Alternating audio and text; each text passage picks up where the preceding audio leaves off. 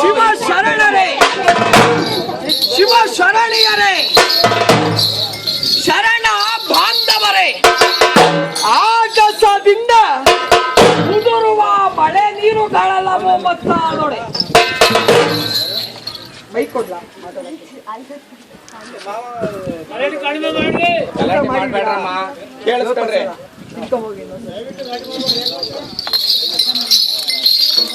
ಆಗಸದಿಂದ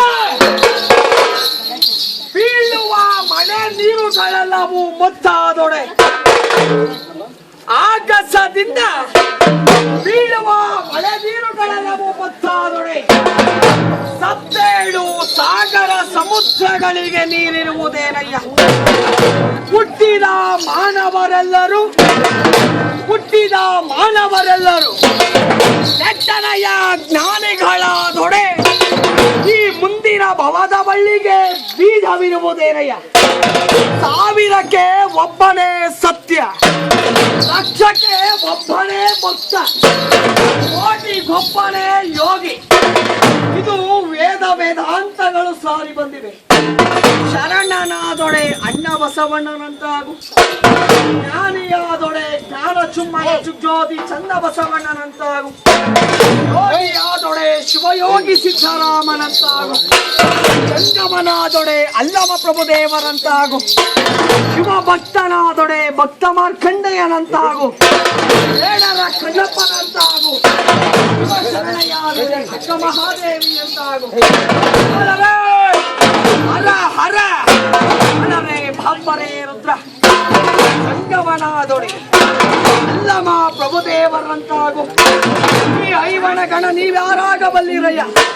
ಬಲರೇ ಹರ ಹರ ಅನ್ನುವ ತೋಟವ ಮಾಡಿ ಅನವ ಗುದ್ದಲಿಯ ಮಾಡಿ ಬಗೆದೊಡೆ ಭಕ್ತಿಯ ಜ್ಯೋತಿನ ಬೆಳಗಿಸಿದಂತಹ ಈ ಶರಣರಾಳಿಗ ನಾಡಿನೊಳಗೆ ಕುವೀರ ಭದ್ರ ಬಾಪರೇ ರುದ್ರ ಸಮಾಧಿ ಬಸವನನ ಎಂದು ನುಡಿಸುತ್ತ ಇಂದನವ ಕೋಗಿಗೆ ಬಲ್ಲರ ಬಲ್ಲ ಬಲ್ಲ ಬಲ್ಲರ ಬಲ್ಲ ಬಲ್ಲ ಬಲ್ಲರ ಬಲ್ಲ ಬಲ್ಲ ರುದ್ರ.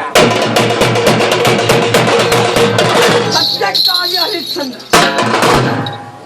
ಸತ್ಯಕ್ಕಾಗಿ ಹರಿಶ್ಚಂದ್ರ, ಧರ್ಮದಲ್ಲಿ ಧರ್ಮರಾಯ, ಭೋಗ ವಿಲಾಸಕ್ಕಾಗಿ ದೇವೇಂದ್ರ, ದಾನ ಕೊಡುವುದಕ್ಕಾಗಿ ಕರುಣ. ಸತ್ಯಕ್ಕಾಗಿ ಹರಿಶ್ಚಂದ್ರ, ಧರ್ಮದಲೇ ಧರ್ಮರಾಯ, ಭೋಗ ವಿಲಾಸಕ್ಕಾಗಿ ದೇವೇಂದ್ರ, ದಾನಕ್ಕಾಗಿ ಕರುಣ. ಸತ್ಯಕ್ಕಾಗಿ ಹರಿಶ್ಚಂದ್ರ ಅಷಾಢವನು ಕಾದನಂತೆ, ಜ್ಞಾನ ಶೂರ ಕರುಣ ಕಾಲದಲ್ಲಿ ಮರಣವನ್ನಪ್ಪಿದ. ಅಲ್ಲರೇ ಒಪ್ಪಿನಲ್ಲಿ ಮನ್ಮಥ ಶಿವನ ಮೂರನೆಯ ಕಣ್ಣಿನಿಂದ ಭಸ್ಮವ. ಇದು ಬ್ರಹ್ಮದೇವನ ಲಿಖಿತ ಬಲವೇ. ಏ ನರಮಾನವರೇ, ನೀವು ಎಂದಾದರಿ, ನೀವು ಹೇಗಾದರಿ, ಕಾಲವನ್ನು ನಿರ್ಣಯಿಸಿದವನು ಕಾಲಾಂತಕನಾದ ಬ್ರಹ್ಮದೇವ. ವೇಳೆ ಈ ಸೃಷ್ಟಿಯೆಲ್ಲ ಮಾನವರೆಲ್ಲರೂ ಆ ಕಲಕರ್ತನಾದ ಬ್ರಹ್ಮದೇವನಾಡಿಸಿದ ಜಗದ ನಾಟಕವಲ್ಲವೇ. ಈ ಮಾನವರು ಕಳ್ಳನಾಗಬೇಕು, ಸುಳ್ಳನಾಗಬೇಕು, ಯೋಗಿಯಾಗಬೇಕು, ಜ್ಞಾನಿಯಾಗಬೇಕು ಎಂದು ಕಾಲವನ್ನು ನಿರ್ಣಯಿಸಿದವನು ಕಾಲಾಂತಕನಾದ ಬ್ರಹ್ಮದೇವ. ವೇಳೆ ತಾಯಿಯ ಗರ್ಭದಲ್ಲೇ ಇದ್ದಾಗ ಕಲಕರ್ತನಾದ ಬ್ರಹ್ಮದೇವ ತಾಯಿಯ ಗರ್ಭದ ಪಿಂಡಾಂಡವಾದಲೇ ಹಣೆಯ ಬರಹವನ್ನು ಬರೆದವನು ಬ್ರಹ್ಮದೇವ. ನದಿ ತೀರದಲೇ ಲೋಕ ಸಂಚಾರಿಯಾದ ನಾರದ ಮಹಾಮುನಿಗಳು ಮಂಡಲವನ ಸುತ್ತ ನದಿ ತೀರದಲ್ಲಿ ಪ್ರಯಾಣವನ್ನು ಗೈಸಿದ್ದಾರೆ. ಹೀಗೆ ನದಿಯ ತೀರದಲ್ಲಿ ಪ್ರಯಾಣವನ್ನು ಮಾಡುತ್ತಿದ್ದಾರೆ. ಸಂದರ್ಭದಲ್ಲಿ ಕಾಲ ವರ್ಷಗಳ ಕಳೆದ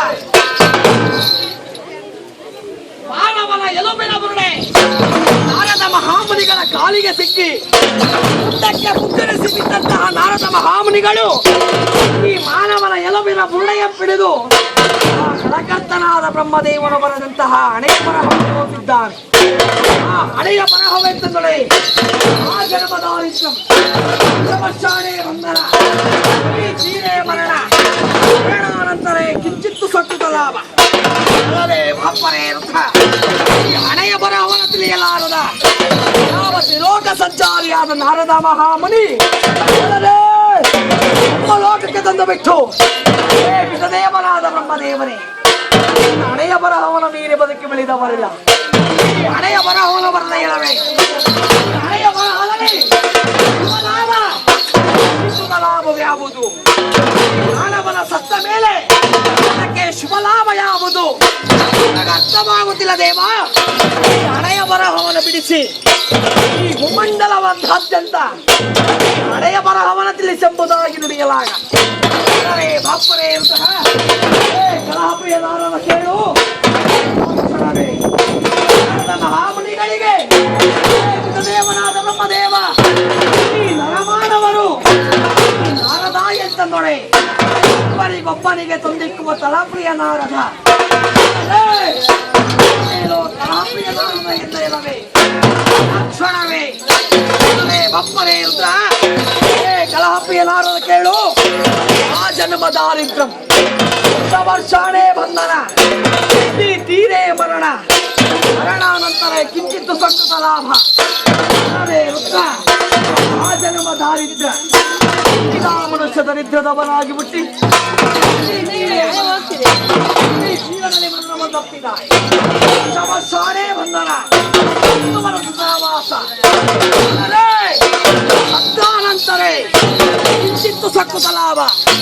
ನೀನು ಬ್ರಹ್ಮದೇವನಲ್ಲವೇ?